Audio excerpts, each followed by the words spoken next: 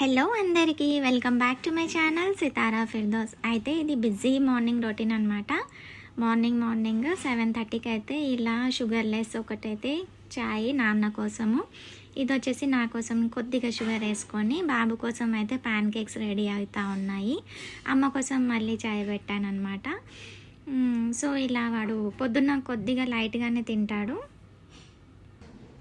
అయితే ఇక్కడ మా అమ్మ వచ్చేసి ఉప్మా చేస్తున్నారండి. ఉప్మాలో జీడిపప్పు వేసిందో జీడిపప్పులో ఉప్మా వేసిందో నాకైతే అర్థమే కాలేదు. సో ఇలా అయితే ఫ్రై చేసుకొని పెట్టుకుంది. ఫుల్ అయితే కాజుతోని అన్ని ఫ్రై చేసుకొని ఉప్మా అయితే చేసింది.